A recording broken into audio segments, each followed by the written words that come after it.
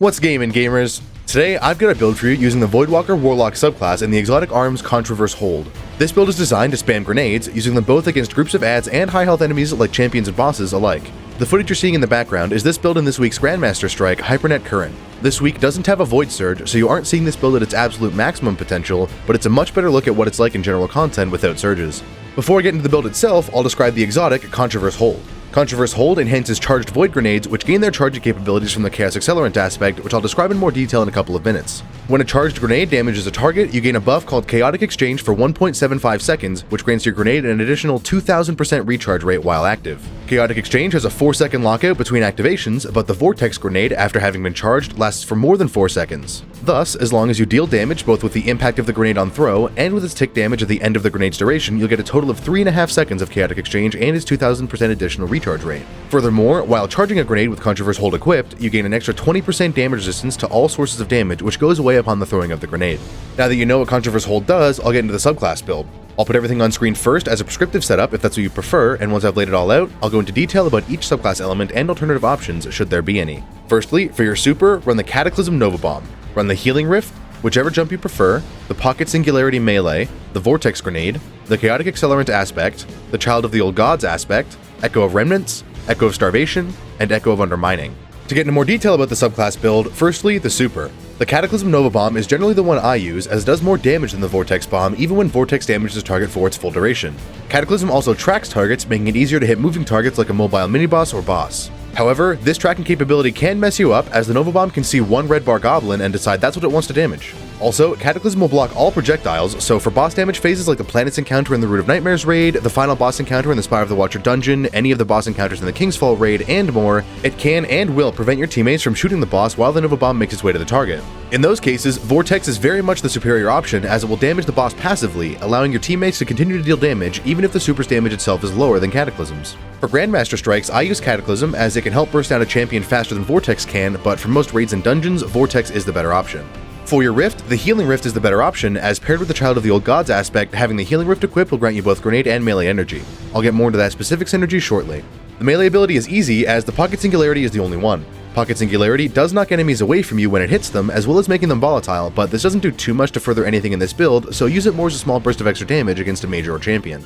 Onto your grenade, the Vortex is by far the best option, but in order to understand why, I have to get into the first aspect, Chaos Accelerant. Chaos Accelerant will allow you to charge and enhance 4 different grenades, those being the aforementioned Vortex Grenade, the Axion Bolt, the Scatter Grenade, and the Magnetic Grenade. The buffs received by the Vortex Grenade are an increase to its lingering duration from 3.2 seconds to 4.2 seconds, as well as a 70% increase to its damage radius. The Axion Bolt gets 1 additional Seeker, up to a maximum of 3, as well as having those Seekers travel to their targets faster. The Scatter Grenade's buff is simply that its projectiles will track the targets. The Magnetic Grenade gets a short-range Void Blast upon dealing damage, as well as making targets damaged by the grenade volatile. Overall, because of the Contraverse Hold arms granting you the 2000% recharge rate to your grenade, Vortex is the clear choice, as it can proc Contraverse Hold twice per throw of the grenade and does a really good amount of damage. Chaos Accelerant unfortunately only gives you 1 fragment slot, which is probably the only downside of this aspect as a whole.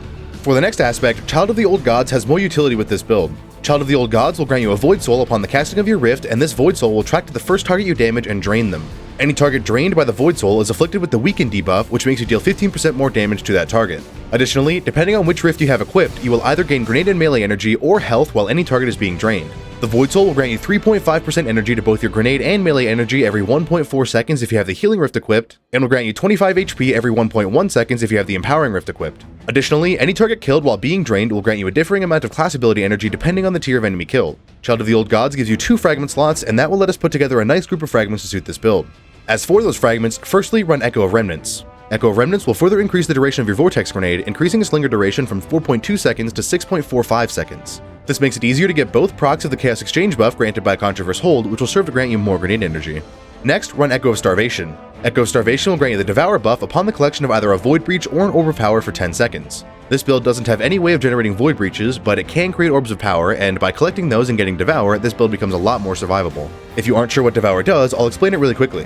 Devour, once procced, will grant you a differing amount of grenade energy based on the tier of enemy killed, as well as instantly healing you to full health. This is most helpful in add-dense encounters, as Devour's most useful property is its full heal, but the grenade energy is a nice extra boost to your grenade's uptime. Lastly, Echo of Starvation comes with a -10 deficit to your recovery stat, so keep that in mind when putting together your armor build. Lastly for fragments is Echo of Undermining. Echo of Undermining is a really strong fragment as it will apply the Weaken debuff to any enemy damaged by your grenade. Again, Weaken is a debuff that causes any enemy afflicted by it to take 15% more damage and will last for 5 seconds once applied. Importantly, Weaken is reapplied every single time the Vortex grenade takes damage onto an enemy, meaning its 5-second duration only starts to deteriorate once the enemy either steps outside of the grenade or once the grenade dissipates, whichever happens first. Unfortunately, Echo of Undermining comes with a severe 20-point deficit to your discipline stat, which is something you will have to take into account when putting together your armor build. With the subclass build out of the way, I'll get into some artifact mods to choose if you're playing during Season 20, the Season of Defiance. On screen, you're seeing the artifact setup I use when playing with this build, and I'll highlight any important mods now. In the first column, run whichever anti-champion mods you need for the activity you'll be running. In the second column, run the authorized mods for void weapons and grenades. These artifact mods will lower the cost of any armor mods affecting your void weapons and grenades to a cost of 1 energy, simply allowing you to slot more into your armor. In the third column, first run the Shatter Orbs mod. This mod will cause an orb of power to be summoned upon the destruction of a combatant's shield with the corresponding energy type the first time you destroy that shield. In this week's Grandmaster, Hypernet Current, there are a lot of void shields, which means with this build you'll be creating a significant amount of orbs of power. Next, run the Volatile Flow mod.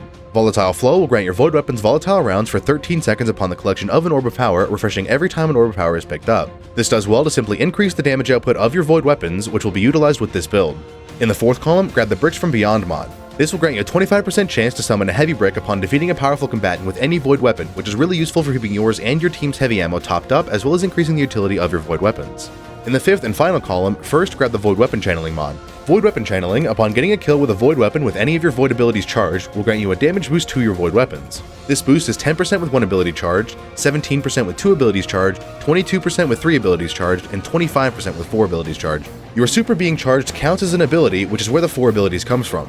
Void Weapon Channeling does not stack with any weapon surge mods in your legs, but that's fine as this build doesn't take advantage of any of those. Now, one very important thing to note with this mod is that it appears to be error coding people. I will link a video by Esoteric in the description if I remember to, where they describe what appears to be an issue with the Void Weapon Channeling mod specifically. Thus, as of right now, use Void Weapon Channeling at your own risk as you may get error coded out of activities.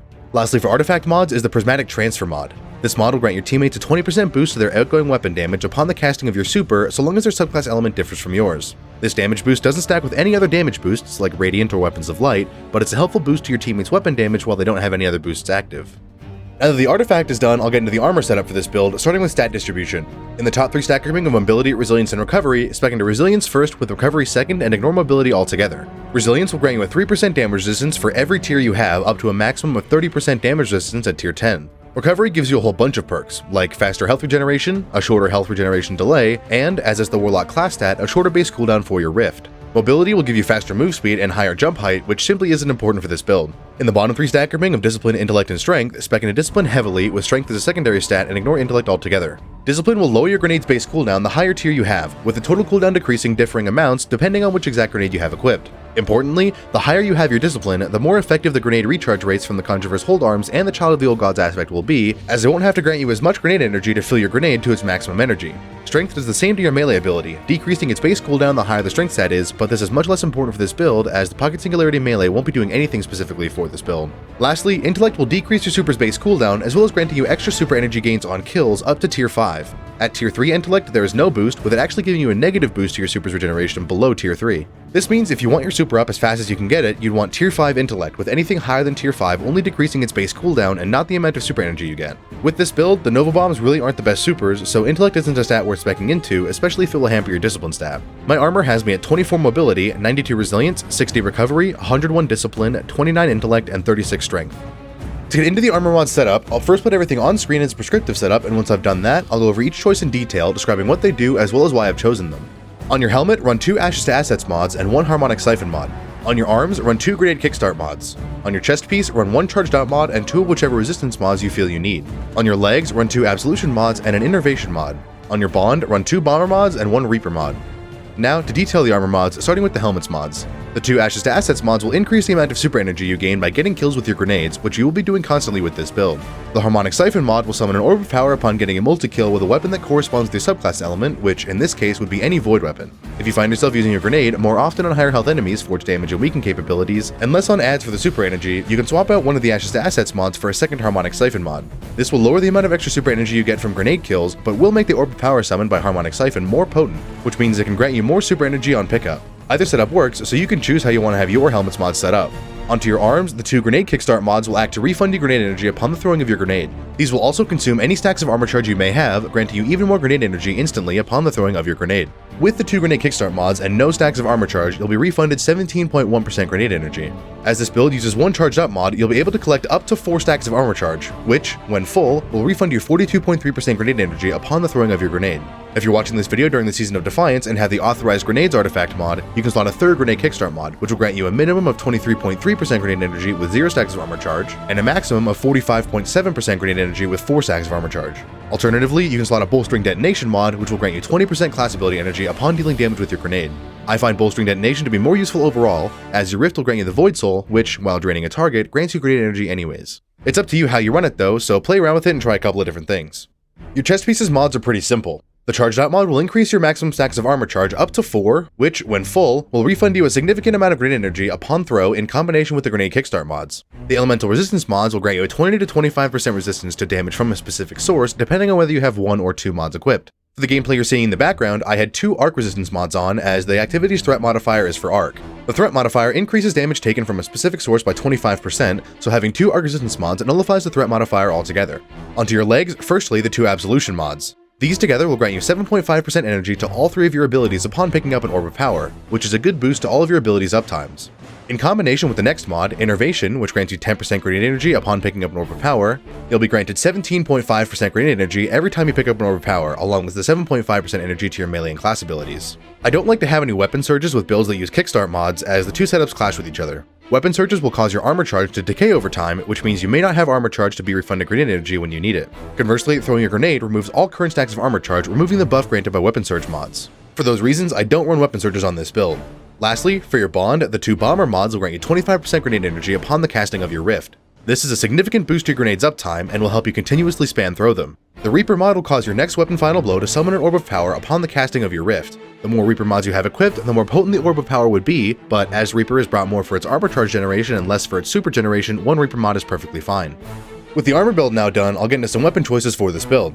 I'll go over legendary weapons first and then list off a couple of exotic weapons that would fit really well with it. In your energy slot, firstly there's the Funnel Web World Drop Submachine Gun. This gun has some really good rolls on top of having the Vice Stinger origin trait, which is one of the best in the game. For perks I'd recommend, in the 3rd column, Perpetual Motion, Killing Wind, and Subsistence are all good choices. In the 4th column, Frenzy and Adrenaline Junkie are both good picks. I have 2 rolls of Funnel Web I've kept, which are Subsistence and Frenzy, and Subsistence and Adrenaline Junkie.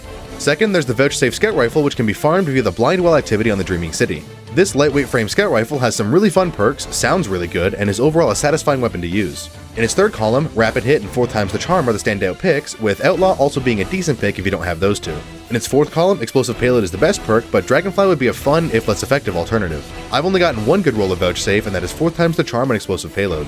Lastly, for energy weapons is the Under Your Skin Bow from the Season of the Risen. This weapon is no longer acquirable from its original source, but Banshee has sold them quite often over the past few weeks, so keep an eye out for him to have one for you. In the 3rd column, perks to look out for are Archer's Tempo and Perpetual Motion. Archer's Tempo would be the best one, but Perpetual isn't a bad alternative. In the 4th column, Explosive Head will increase the weapon's damage output, thus making it my favorite perk for this weapon.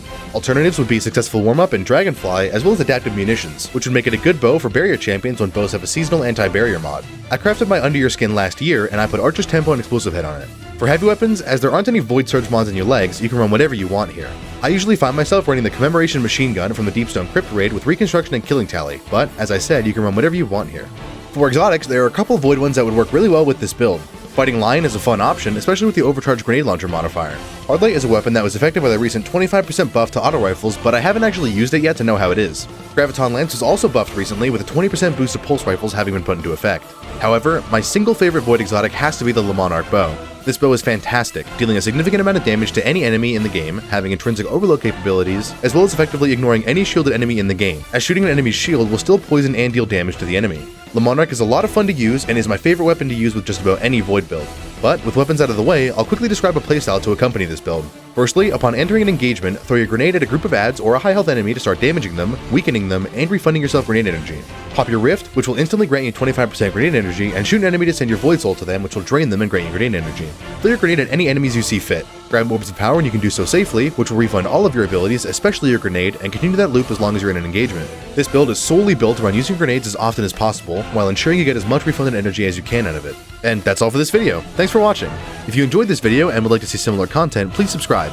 It lets you know when new videos have gone live, as well as telling the algorithm these are videos people enjoy watching. If you have any feedback, alternative ideas, constructive criticisms, or otherwise anything to say, please leave them in the comments. I read them all and reply to most of them, and I appreciate anyone taking the time to comment. If you'd like to join our clan, the Tyrant Seraphs, I'll leave a link to the Bungie website and our Discord server in the description for you to join. Thank you again for watching, and have a great day!